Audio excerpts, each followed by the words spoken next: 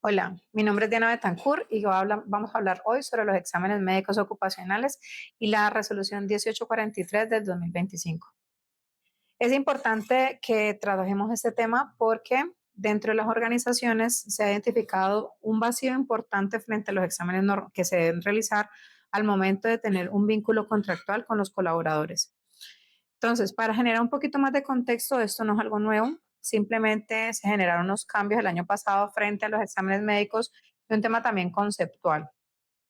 Frente a los exámenes médicos ocupacionales, es importante que mencionemos que esto es un elemento que realmente lo que busca es garantizar unas condiciones adecuadas del colaborador para el cargo al cual vamos a contratar. Cabe resaltar que dentro de este proceso van a haber unas frecuencias definidas para hacer estos exámenes y también esto es una responsabilidad del empleador o contratante.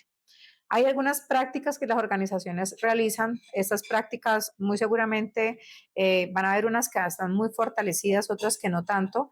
Y es muy normal que las empresas tengan el examen médico ocupacional de ingreso. Cuando tenemos un vínculo contractual reciente, pues las organizaciones normalmente hacen el examen médico para saber el estado en el cual el colaborador ingresa a la empresa.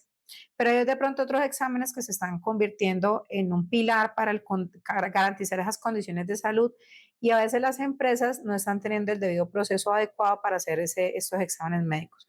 Entonces, vamos a abordar un poquito que el objetivo de nosotros como asesores es ayudarles a ustedes, las empresas y a todos los profesionales que tal vez tengan dudas de cómo deben desarrollar estas actividades. Entonces, queremos hablarles sobre los exámenes médicos ocupacionales mínimos que debemos ejecutar y realizar. Y eso ustedes lo van a poder consultar, realmente es está en todo el internet. Y la norma la podemos evaluar y revisar con detalle en otros escenarios. Pero ¿qué queremos con esto? Analizar de manera conjunta qué exámenes médicos debemos realizar al interior de una organización y por qué debemos hacerlos. Esto no es nuevo, realmente eso está establecido en todo el marco normativo colombiano en materia de seguridad y salud en el trabajo, en el decreto de 72, en la ley 1562, también en la resolución 0312 del 2019. Entonces es muy importante que cada uno de nosotros como responsables del sistema de gestión o empleadores o contratantes tengamos los conceptos claros. Esto no es ajeno al sistema de gestión, hace parte de las actividades del sistema de gestión de seguridad y salud en el trabajo y también van a tener unos elementos en común con otros sistemas de gestión como el Plan Estratégico de Seguridad Vial, ya que esto es un elemento de entrada para determinar cuando un colaborador, en este caso un conductor, tenga el concepto de aptitud, que también es importante tenerlo presente para los cambios que se generó con la resolución 1843.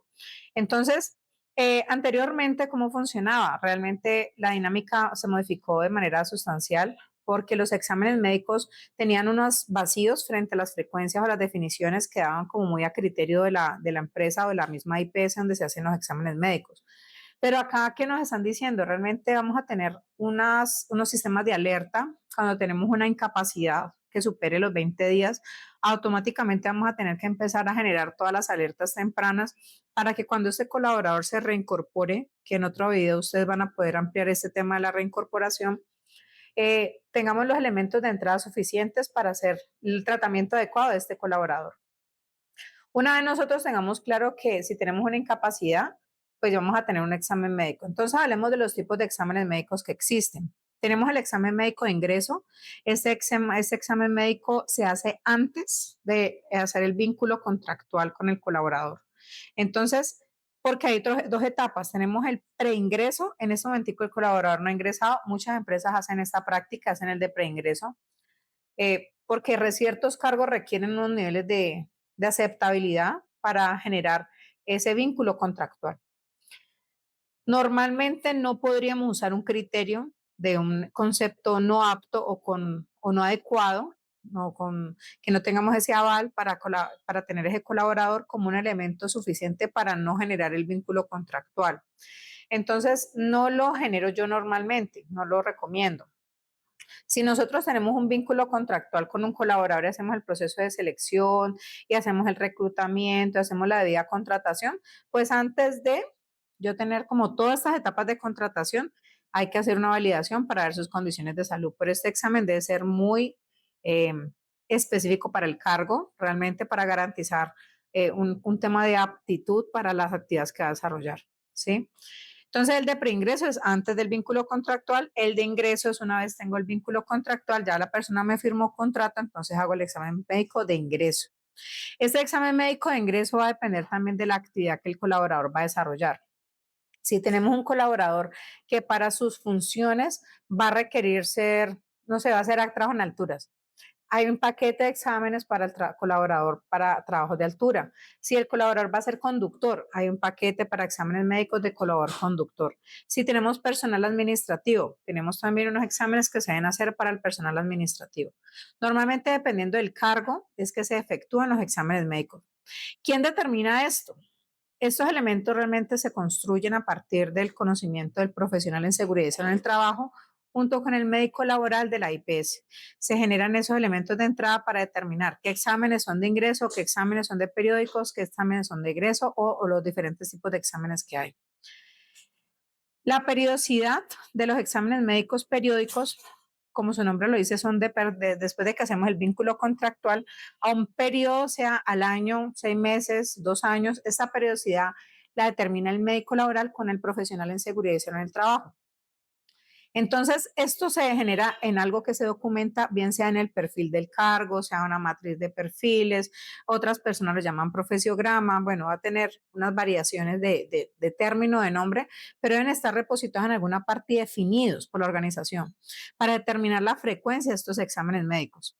Entonces, para las personas que son de trabajos operativos, normalmente van a ser cada año. Si el riesgo, el factor de riesgo es de pronto preponderante en otro riesgo, otra actividad muy específica, los exámenes médicos pueden ser cada 6 meses, ¿sí?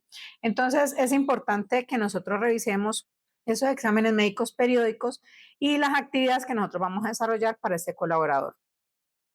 El examen médico de egreso es un examen médico que se genera una vez termina el vínculo contractual. El colaborador va a tener un tiempo a partir de la terminación de su contrato de 5 días para generarse ese examen médico, ese examen médico de egreso. Esa potestad del colaborador. A diferencia del de preingreso, el de ingreso y el periódico, este es a potestad del colaborador. Si el colaborador no se lo quiere hacer, pues no se lo hace.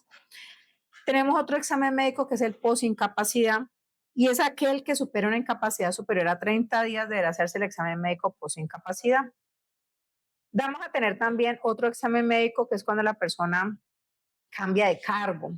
Entonces estoy en un cargo y resulta que estoy, digamos, auxiliar administrativa y me contrataron de jefe de cartera. Entonces hubo un cambio de cargo. Entonces los exámenes médicos son dependiendo del cargo. Significa que si yo tengo un examen médico, me lo hicieron hace 6 meses, está vigente, pero me cambiaron de cargo, ¿hay que hacer otro examen? Sí, Diana, hay que hacer otro examen médico ocupacional por cambio de cargo. Tenemos otro examen que es el de seguimiento de caso.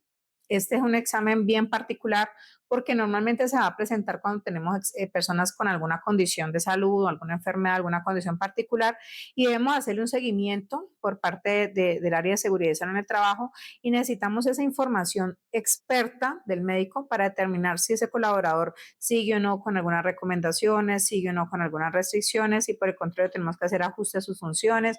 Entonces es un examen muy importante para el área de seguridad y salud en el trabajo. Algunas pruebas y exámenes quedaron prohibidos dentro de la resolución 1843. Es importante que los exámenes médicos y las pruebas de laboratorio sean complementarias, sean las reglamentarias, porque hay una mala praxis, es que algunas empresas realizan pruebas de VIH, exámenes de pruebas de embarazo, otro tema de pruebas que realmente no son adecuadas para el vínculo contractual. Es diferente cuando son exámenes de seguimiento y son parte de los programas de vigilancia y sí es importante, por lo menos, un ejemplo, para el trabajo en alturas. Si yo soy mujer y voy a hacer trabajo en alturas, es importante hacerme una prueba de embarazo porque hace parte de un requisito, si yo estoy embarazada no puedo hacer trabajo en alturas, ¿sí? Pero eso no es un elemento de entrada para generar discriminación en el colaborador. Para hablar también por lo menos de otras pruebas que se realizan en los exámenes médicos, si nosotros tenemos conductores, a estos conductores normalmente se le hacen pruebas de alcohol o de sustancias psicoactivas en sangre o en aliento ¿Y esto quién lo hace? Pues lo ideal es que lo haga un tercero, que es nuestra IPS, donde se hacen los exámenes médicos y hace parte del control que nosotros como responsables del sistema de gestión hacemos, pero esto no va a ser un elemento necesario o un elemento de entrada para generar despido de un trabajador, no, nunca jamás. Es para hacer seguimiento y si hay un caso que se identifique activo, deberemos hacer la reincorporación a un programa de vigilancia que le corresponda. Dentro del proceso de los exámenes médicos es importante que tengamos un certificado de custodia de la historia clínica de los colaboradores. Esto es un documento que se genera dentro del vínculo comercial que hay entre la empresa y o la IPS que nos realiza los exámenes médicos. Esta historia clínica debemos tener un certificado de custodia.